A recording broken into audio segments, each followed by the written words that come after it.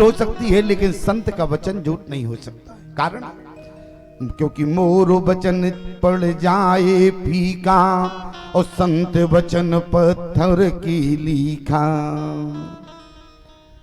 याद रखना प्यारे, संत का वचन जीवन में कभी झूठ नहीं हो सकता। ऐसा हिमाचल राज ने अपनी माता, अपनी पत्नी मैना को समझाते हुए कहा। मैना ने कहा कि नाथ, मैं तो यही चाहती हूँ कि बेटी के अनुरूप वर हो। और ईमानदारी से बताओ, हर माता पिता को बेटी के अनुरूप वर देखना चाहिए कि नहीं? मान लो बेटी बहुत शिक्षित हो और आप ऐसी जगह संबंध करें जहां बेटा अंगूठा छाप हो, तो दोनों की रास मिलेगी क्या? आज मैना ने कहा कि नारद जी ने गुण अपनी बेटी में बताए हैं, दोष वर में बताए। और क्या ये जन्म पत्री मिलान करती है? क्या हमारी बेटी का यही संयोग है? लेकिन ध्यान देना प्यारे, आज उस समय दोनों दंपति ने यही विचार किया कि झूठ ना हो देव ऋषिवानी, सोचे दंपति सखी सयानी। इसलिए बोले विवाह वही करना होगा। वो भी कब? बोले जब अपनी बेटी तप करेगी। मैना जी ने कहा बाबा जी आए, बोले बवाल खड़ा करके चले गए। अब बताओ बेटी की उम्र क्या है जो बेटी तप करने जाएगी? लेकिन प्यारी उसी समय छोटी सी पार्वती ने कहा, जिसकी उम्र कन्या के वेश में, पार्वती ने कहा नारद का सुसत विचारी। क्यों तर्क और कुतर्क कर रही हो मैया? जैसा नारद जी ने कहा है उसी मार्ग पर चलने में हम सबका भला है प्यारे। और इतना ही पार्वती ने अपने मैना हिमाचल राजपिता से कहा। और आज यहाँ गोस्वामी जी ने क्या लिखा? उरुधरी उमा प्राण पति चरना, जाए विपिन लागी तप करना। सम्मद से मूल फल खाए, साग खाए सत बरस गमाए। कछु दिन भोजन बार बतासा, और किए कचिन कछु दिन उपवासा। ये पार्वती तपस्या कर रही है, तप कर रही है। और आज ध्यान देना प्यारे, एक बेटी जिसकी उम्र कन्या के बराबर है, इतनी सी पार्वती है और आज शंकर भगवान को पाने के लिए बोले तप करने चली गई जंगल में। और माता पार्वती का तप देखें प्यारे। सम्मद सहस मूल फल खाए, साग खाए सत बरस गमाए। कछु दिन भोजन बार बतासा, किए कठिन कछु दिन उपवासा। बेल पाती मह पर सुखाई, तीन सहित सम्मत सोई खाई। पुन पर हरे सुखाने परना, उमई नाम तब भयो अपरना। देख उमई तप खीन शरीरा, ब्रह्म गिरा भई गगन गंभीरा। आज भवानी के तप को देखा प्यारे, आकाशवाणी हो गई। क्यों? क्योंकि भवानी के तप को देखकर प्यारे भगवान से भी नहीं रहा। आज जिसके कारण पति पत्नी में बिछोड़ हुआ है, आज राम जी ने कहा क्योंकि आकाशवाणी कहते हैं भगवान की वाणी को। क्यों? आकाशवाणी को कहते हैं भगवान की वाणी। वो भी कौन वाणी? बोले बिल्कुल निर्गुण निराकार ब्रह्म की वाणी प्यारी। क्यों? क्योंकि निर्गुण निराकार ब्रह्म कैसा है? बोले बिनु पग चलई सुनई बिनु काना, कर बिनु करम करई विधि नाना। आनंद रहित सकल रस भोगी, बिन बानी बकता बड़ जोगी। तन बिन परस नयन बिन देखा, ग्रही ज्ञान बिन बासी अशेषा। अस सब भांति अलौकिक करनी, मैं मजास जाए नहीं बरनी। क्यों? क्योंकि ब्रह्म का कोई आकार नहीं है। ब्रह्म जब बोलता है प्यारे तो ब्रह्म की केवल वाणी समीप आती है। और आज देखे वो मई तप खीन शरीरा, और ब्रह्म गिरा भई गगन गंभीरा। और आकाशवाणी जैसे हुई, आज मानो कि भगवान ने कहा कि पार्वती अब तुम्हें तप करने की जरूरत नहीं है। बोले भयो मनोरथ सकल तब, अरे सुन गिर राजकुमार। अरे परिहर दुसहि कलेश सब, ओ अब मिले यही त्रिपुरा। यहाँ माता पार्वती को राम जी ने प्यारे वरदान भी दे दिया। और आज राम जी कहाँ पहुंचे प्यारे? शंकर भगवान के पास पहुंचे, जहां पर शंकर भगवान विराजमान थे। और आज शंकर भगवान के पास जैसी हमारे राम जी पहुंचे, राम जी ने बहुविधि से वही अनेक प्रकार से समझाया, प्यारे पार्वती कर जन्म सुनाया। अंत में राम जी ने हाथ जोड़कर शिव जी से यही कहा, अति पुनीत गिरे जाके करनी, अति पुनीत गिरे जाके करनी, अति पुनीत गिरे जाके करनी, अति पुनीत गिर जाके करनी, बिस्तर से ते कृपा मुझे करनी, ओ विष्णु सहेत विरागी करनी, बिस्तर से ते कृपा मुझे करनी, बिस्तर सहेत विरागी करनी। आज हमारे राम जी शंकर भगवान के पास पहुंचे। मनो पार्वती के जन्म से लेकर अभी तक की कथा सुनाई कि पार्वती तुम्हारे लिए तप कर रही हैं और मैं पार्वती को वरदान देकर आया हूं। शंकर भगवान ने कहा कि राम जी से, अरे तुम पार्वती की कथा सुना रहे हो, तुम्हें तो ठीक से पता है राम जी, क्योंकि माता सती का जिस समय जीवन था तो शंकर भगवान से झूठ बोली, लेकिन राम जी ने कहा कि आज भक्ति के सहित प्रकट हुई है माता पार्वती, इसलिए स्वीकार करना होगा। शंकर भगवान ने कहा यदि हम स्वीकार ना करें तो, राम जी ने कहा यदि आप स्वीकार नहीं करेंगे पार्वती को तो मेरा वरदान झूठा हो जाएगा। और आज अपने वरदान की महिमा को रखने के लिए स्वयं राम जी शंकर भगवान के पास पहुंचे। क्यों? पार्वती को वरदान दिया है, भयो मनोरथ सकल तब सुन गिर राजकुमार, और परिहर दुसई कलेश सब अब मिले त्रिपुरा। राम जी के कारण ही सती का त्याग हुआ, राम जी के कारण ही सती का त्याग हुआ। अंततः गत्वा सती को अपना प्राण छोड़ना पड़ा। लेकिन राम जी ने कहा जब हमारे ही कारण हुआ है तो हमारे मिलाने का भी धर्म बनता है। क्यों? यदि हमारे कारण ही इन दोनों का विछोड़ हुआ तो मिलाने का कारण भी हम ही से बनता है। इसलिए प्यारे राम जी शंकर भगवान के पास पहुंचे और जैसे ही शंकर भगवान से हाथ जोड़ा, बोले हमारे आपके तीन संबंध हैं। कौन? बोले सेवक स्वाम। यदि सेवक मानते हो तो मैं प्रार्थना कर रहा हूं, क्या? अब विनती मम सुनो शिवो। यदि सेवक मानते हो तो मैं तुमसे प्रार्थना कर रहा हूं। और बोले सेवक स्वामी। यदि स्वामी मानते हो तो अब विनती मम सुनो शिव, और जो मोह पर निज ने जाए विवायो शैल जई ये मोह मांगे देव। शंकर भगवान से आज स्वयं राम जी मांग रहे। जब तीनों संबंध बताए शंकर भगवान ने कहा मैं कोई संबंध स्वीकार नहीं है। यदि आप हाथ जोड़े हमारे सामने तो मुझे कोई संबंध स्वीकार नहीं है। राम जी ने कहा बहुत समस्या हो गई।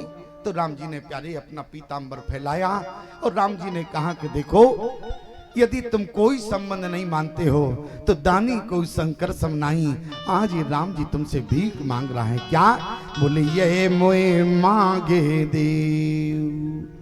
पहले तो तीन बातें संबंध के अनुसार कही और चौथे में प्यारे स्वयं राम जी भिखारी बन गए। और याद रखना प्यारे, हमारे यहाँ एक तो सतयुग है और दूसरा प्यारे त्रेता है, इसके बाद द्वापर है और इसके बाद कलयुग है।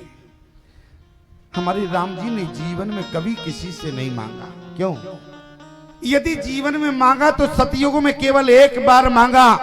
किसी शास्त्र में प्रमाण नहीं है कि हमारे राम जी ने सतयुग में किसी दूसरे से मांगा, केवल एक से मांगा। और यदि त्रेता आया तो राम जी मांगने केवल एक से गए, किसी दूसरे से नहीं मांगा प्यारे। और जिस समय द्वापर आया तो भगवान कन्हैया ने सिर्फ एक से मांगा, किसी दूसरे से नहीं मांगा। और कलयुग में भी हमारे राम जी ने सिर्फ एक से मांगा, किसी दूसरे से नहीं मांगा। देवताओं से आज तक मांगा क्या प्यारे? कहीं प्रमाण है? रावण से जिस समय युद्ध हुआ तो विभीषण ने क्या देखा? बोले रावण रति हरि बिरत रघुवीरा, और देखो विभीषण भयो अधीरा। विभीषण ने कहा कि प्रभु आपके पास रथ नहीं है, आप चाहें तो किसी देवता से रथ मांग लेते, इंद्र से मांग लेते। लेकिन भगवान ने क्या इंद्र से मांगा?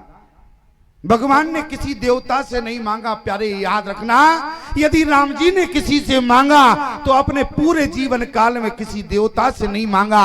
और जिस देव से मांग लिया प्यारे, वो समाज में देव नहीं रहे प्यारे, वो तो महादेव बन गए प्यारे। केवल एक से मांगा। कहीं भी आप प्रमाण बताना प्यारे, राम जी ने किसी देव से मांगा हो। राम जी चाहते तो इंद्र से रथ भी मांग सकते थे, लेकिन हमारे राम जी ने किसी इंद्र से रथ नहीं मांगा, न सूर्य देवता से रथ मांगा। क्यों? जिस देव से मांग लिया प्यारे, वो समाज में देव महादेव बन गए। और देखो, हमारे राम जी ने सतयुग में केवल एक से मांगा। और जब हम मांगने की बात करें प्यारे, जब हम मांगने की बात करें, आज राम जी ने सतयुग में केवल एक से मांगा। ईमानदारी से बताओ, सतयुग में भगवान ने किसी दूसरे से मांगा? वो कौन सा प्राणी है जिससे भगवान ने मांगा? जिस समय सतयुग में भगवान का 52 अवतार हुआ, तो उस समय भगवान राजा बलि के यहाँ मांगने पहुंच गए। सतयुग में राजा बलि के यहाँ मांगने पहुंचे, और किसी शास्त्र में प्रमाण नहीं है कि भगवान ने सतयुग में और किसी से मांगा। और ध्यान देना प्यारे, त्रेता में भगवान ने क्या किसी से मांगा है? आप ईमानदारी से बताओ, कितने वर्षों से भगवान का चरित्र सुन रहे हो? आप लोग कथा के प्रेमी हैं। यहाँ का क्षेत्र प्यारे, यहाँ का एक एक श्रोता जो है वो 500 श्रोताओं की काबिलियत रखता है प्यारी। आप लोग सामान्य श्रोता नहीं है प्यारी।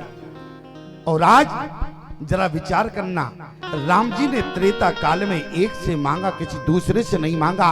वो पात्र कौन है? तो गोस्वामी जी ने क्या कहा? अरे मांगी नाव न के बटे आना, ओ मांगी नाव न के बटे आना, कहीं तुम्हार मरम में जाना, कहीं तुम्हार मरम में जाना।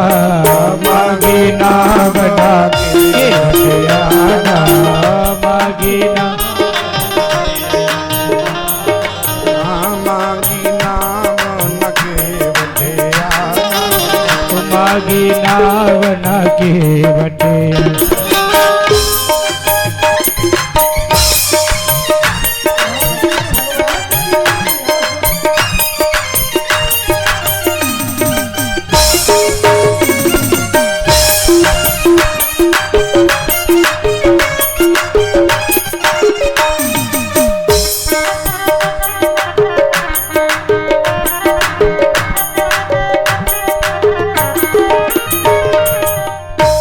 भगवान ने त्रेता में किसी से नहीं मांगा, केवल भक्त केवट से मांगने पहुंचे।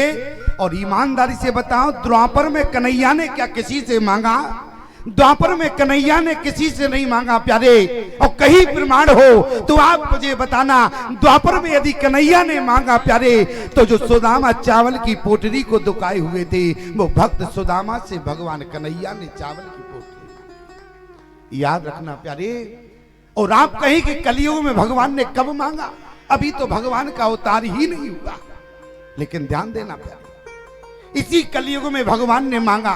क्यों? हमारा शास्त्र प्रमाणित करता है, जिस समय चित्रकूट के घाट पर अरे भाई संतन की भीड़, और तुलसीदास चंदन घिसे और तिलक देत रघुवीर। और जैसे ही राम जी चित्रकूट के घाट पर पहुंचे तो क्या कहा? बोले मधुर वाणी में बोले रघुवर, अरे बाबा दे दो चंदना।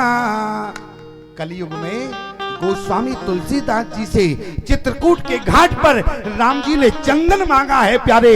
इसलिए चारों युगों में राम जी ने एक बार मांग लिया।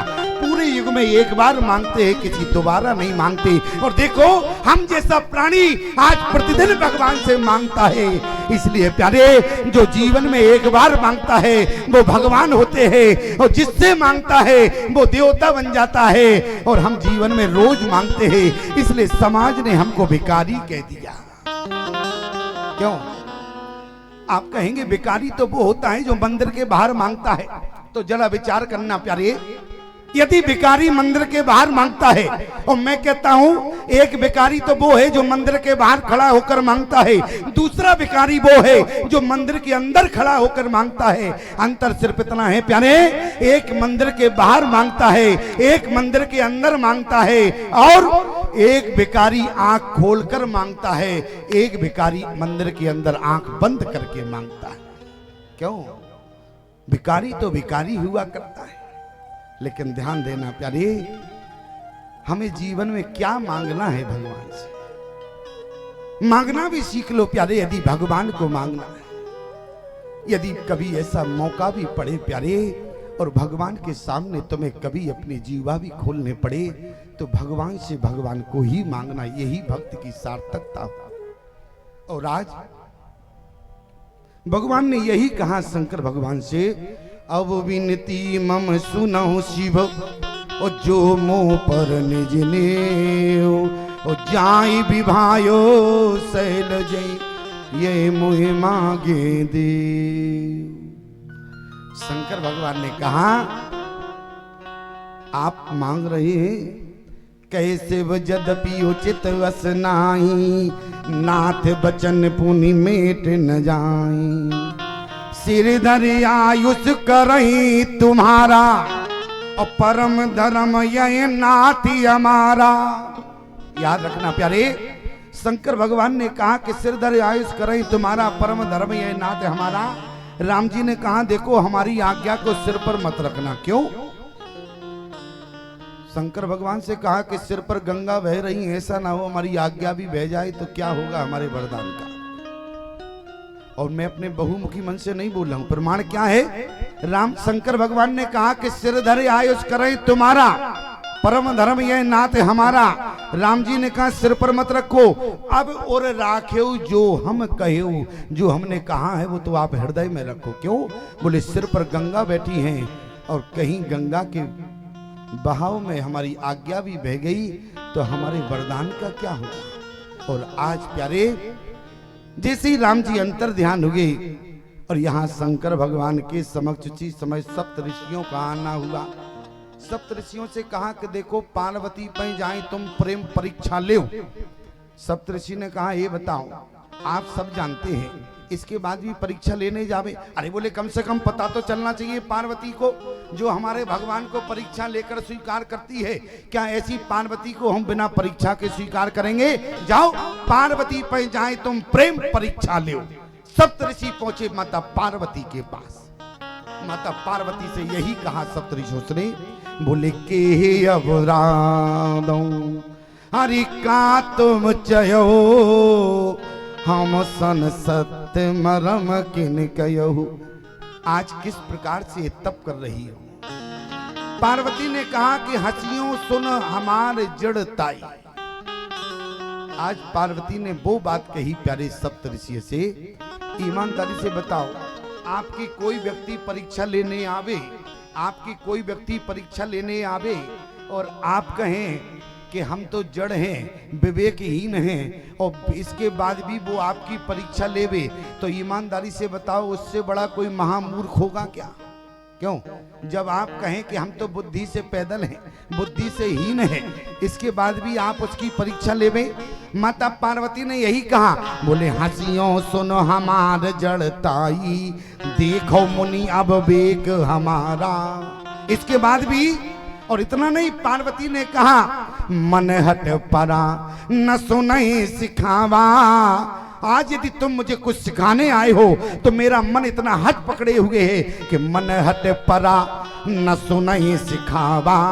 किसी की बात को सुनना भी नहीं चाहता है, चाहत बारी पर भीते उठावा, पानी पर दीवार उठाना चाहता है। इसलिए सप्त ऋषियों से कहा कि देखो, बोले देखो मुनि अब वेग हमारा, देखो मुनि अब वेद हमारा, देखो मुनि अब वेग हमारा, देखो मुनि अब वेद हमारा, चाहूं सदा शिव भरि तारा,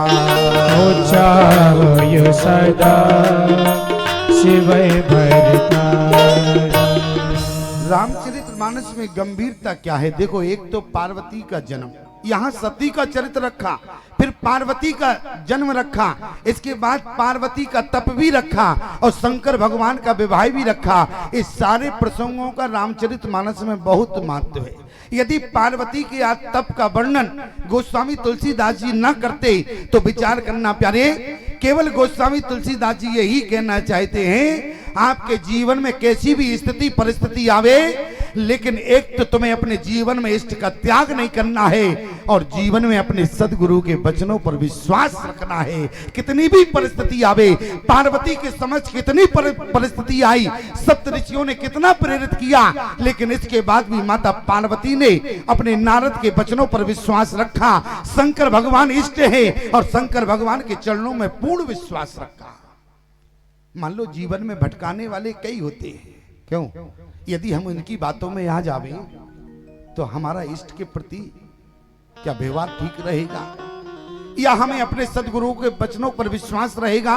और एक बात याद रखना, बोले गुरु के बचना अरे प्रतीत न जेही और सपने हो सुगम न सुख सिदिते। जिन चेलों को अपने गुरु के वचनों पर विश्वास नहीं होता है, वो चेला समाज में कभी सिद्ध पुरुष नहीं बनता है प्यारे। सिद्ध तो वो बनते हैं जिन्हें अपने सदगुरु के वचनों पर विश्वास होता है प्यारी। इसलिए आपके गुरु ने जो कहा है उन वचनों पर विश्वास रखना। मतंग ऋषि सबरी के आश्रम से चले गए, लेकिन इसके बाद भी मतंग ऋषि को भगवान नहीं मिले, लेकिन माता सबरी को भगवान मिले। कारण क्या रहा? बोले गुरु के वचन, केवल सदगुरु के वचनों पर विश्वास रहा प्यारे। ओ यदि जीवन में सदगुरु के वचनों पर विश्वास रखोगे, वचन क्या है? केवल गुरु का मंत्र ही विश्वास रखना है प्यारे। जो गुरु के द्वारा कर्ण रूप आपको नाथ परंपरा के द्वारा जो मंत्र दिया जाता है, आप उस मंत्र पर विश्वास रखना। उसी मंत्र के सहारे आप इस भव सागर से पार होंगे और इसी मंत्र को आप यदि जपते रहेंगे तो तुम्हें भगवान तक नहीं जाना पड़ेगा, भगवान ही तुम तक आ जाएगा प्यारे। जो सदगुरु के वचनों पर विश्वास